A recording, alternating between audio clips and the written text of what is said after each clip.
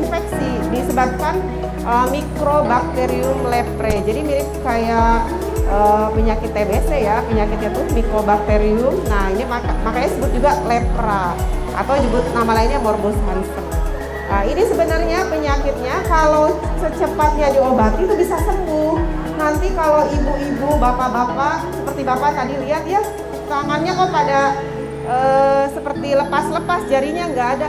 Kalau pasiennya udah diobatin nggak usah takut, nanti nggak usah jadi diisolasi. Ketularan karena penyakitnya disebut penyakit kutukan, penyakit yang nggak bisa sembuh. Padahal itu salah besar ya. Jadi penyakit kusta itu adalah penyakit yang penyakit kusta itu penyakit yang infeksi disebabkan Mycobacterium leprae. Jadi mirip kayak penyakit TBC ya, penyakitnya tuh Mycobacterium. Nah ini makanya disebut juga lepra atau disebut nama lainnya Morbus Hansen. Nah ini sebenarnya penyakitnya kalau secepatnya diobati itu bisa sembuh. Nanti kalau ibu-ibu, bapak-bapak seperti bapak tadi lihat ya, tangannya kok pada seperti lepas-lepas, jarinya nggak ada. Kalau pasiennya udah diobatin nggak usah takut, nanti nggak usah jadi diisolasi, nggak ditemenin, takut ketularan. Padahal itu kan udah sembuh, tapi nggak usah takut pasiennya jadi dijauhin gitu. Nggak boleh. Justru dan penularannya juga nggak secepat itu gitu, salaman langsung kena atau makan bareng langsung kena, enggak. Itu harus kontak yang lama, kontak erat, nah baru bisa menular. Jadi kalau cuma ketemu aja, ngobrol aja, salaman itu nggak nular ya. Ini faktor risikonya hidup di daerah endemis. Jadi daerah yang memang di situ banyak penyakit kusta. Lalu terdapat keluarga yang menderita kusta dan kecenderungan genetik atau keturunan.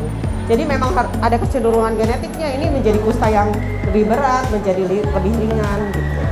Ini penularannya ya, kontak erat dengan pasien kusta yang tidak diobati, jangka panjang ini kontak eratnya, bukan hanya bersalaman, ajak main, ngobrol itu enggak. Terus percikan dari hidung dan mulut. Ini makanya tetap harus ada PHBS, tahu ya, perilaku hidup bersih dan sehat. Ini kulit yang tidak utuh atau lecet. Jadi kalau pegangan tangan ada kulit lecet itu hati-hati sebenarnya Maya. Mendingan kalau ada luka-luka di tangan, yang gue salam-salaman dulu ya. Nah ini tanda kusta itu kelainan kulit yang mati rasa atau baal atau kebas. Ini misalkan biasanya bercak putih, bercak merah, macam-macam sih. Kalau ada keluhan kulit kebas, ya mending diperiksain, takutnya ada kusta. Terus terdapat pembesaran saraf tepi. Nah kalau ini biasanya harus dilakukan pemeriksaan sama dokternya. Terus ditemukan kuman penyebab kusta. Nah ini biasanya kumannya diambil dari ketahuannya, pemeriksaannya diambil dari lesi kulit, bercak kulit, atau dari cuping telinga. Nanti kita diperiksa. Kenapa cuping telinga banyak kustanya? Itu biasanya banyak bakterinya. Karena di sini tuh dingin, tempat yang dingin. Dan orang bakteri kusta tuh senangnya di tempat-tempat yang dingin. Telapak kaki, sini ya, cuping hidung. Ini tanda lain yang dapat ditemukan ya, otot menjadi melemah. Ini yang kata bapak bilang kayak orang kena stroke karena ototnya jadi lemah karena saraf tepinya kena. Hidungnya mampet. Atau ada tuh orang yang kulitnya udah nebal-nebal gitu ya, terus hidungnya mampet-mampet aja. Udah ke THT, ini pasien saya banyak juga yang gini nih. Hidungnya mampet-mampet aja, udah kelainan kulitnya udah banyak nih. Terus dokter THT-nya konsul ke kulit.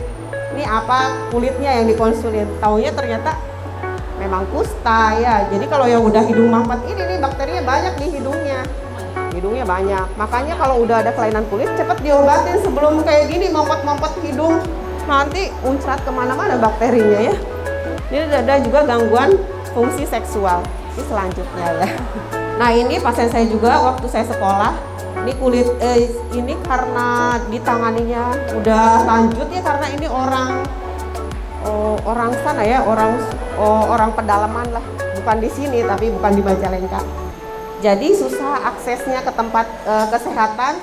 Nah udah begini nih disangkanya penyakit lupus waktu itu karena sering demam, sering nyeri-nyeri sendi. Iya, dirawatnya dulu malah sama dokter penyakit dalam, ahli reumatologi. Disangkanya ini penyakit lupus. Dikonsulin lah ke kulit. ternyata ini kusta. Jadi udah begini, udah pada rusak semua ini mah ya. Nah ini nih, bercak kulitnya macam-macam. Makanya kusta itu disebutnya great imitator karena dia bisa menyerupai berbagai macam jenis penyakit. Jadi kalau bapak ibu ada penyakit kulit, baal-baal, udah periksain aja. Bentuknya mau gimana, mau bulat-bulat gini, mau kayak, nih udah kayak eksim ya, kayak jamur. Tapi baal nih, nggak ada terasa apa-apa, harus curiga nih apa gitu ya. Jadi jangan nggak gatel, biarin aja. Nanti tambah banyak, nanti udah ke muka gimana ya. Nah, apa yang harus dilakukan? Segera pergi ke dokter bila ada yang dicurigai kulitnya tadi. Seluruh anggota keluarga harus dilakukan pemeriksaan penapisan kusta. Nanti datang ke puskesmas periksa penapisan. Kalau puskesmas yang nggak sanggup ya datang sini aja dulu. Ya. Nah, apakah kusta bisa disembuhkan? Iya, dengan deteksi dini dan pengobatan tepat dan teratur. Jadi pengobatannya nanti untuk kusta itu minimal, kalau yang kustanya nggak ketemu bakterinya, itu pengobatannya 6 bulan. Tapi kalau yang ketemu bakterinya minimal 12 bulan. Minimal ya, karena sebenarnya kalau di sini itu menurut WHO 12 bulan udah beres aja kayak TBC. Tapi kadang kalau pasien yang habis dari sini suka balik lagi ke sini, pengen diperiksa lagi bakterinya. Kalau bakterinya masih ada, dilanjutkan karena ternyata kalau di luar negeri itu sampai 2 tahun pengobatannya. Buat kalau yang bakterinya ketemu banyak, apalagi ya 2 tahun supaya beres benar-benar dan tidak menularkan. Nah ini ya, stop di stigma, diskriminasi dan prasangka terhadap kusta. Jadi kalau ada pasien yang kusta itu jangan dijauhin nih, ini kusta, udah jauhin. Kan kasihan juga ya. Dan itu bukan penyakit kutukan, bukan penyakit yang tidak dapat disembuhkan. Justru kalau secepatnya, apalagi ada dukungan dari keluarga, dukungan dari tetangga supaya segera diobatin, pasiennya kan segera berobat, sembuh nantinya. Jadi kita juga justru nggak nularin kemana-mana. Kebanyakan kalau obat yang mau berobat kusta tuh malu, apalagi nanti tetangganya tahu, malah jadi dihujat, dijauhin segala macam, kan kasihan ya. Jadi marilah kalau ada pasien yang kusta didukung pengobatannya supaya sembuh, dan sudah sembuh nanti balik lagi ke masyarakat, jangan dijauhi ya. Pokoknya kalau ada kelainan kulit, baal-baal, bawa aja dulu ke puskesmas atau ke dokter terdekat ya Bu. Jangan sampai nanti rusak sarafnya ya. Kalau udah rusak sarafnya, udah baal-baal, terus si tangannya apalagi ada kerusakan yang lainnya kan udah repot ya. Jadi pokoknya ada bercak kulit, baal ya atau kebas, segera diperiksain, siapa tahu ya. Meskipun kalau baal kan nggak mengganggu kayaknya ya. Nanti kalau udah banyak baru mengganggu karena penampilan. Biasanya gitu, mengganggunya karena penampilan. Ini udah banyak banget gitu ya. Jangan sampai kayak gitu.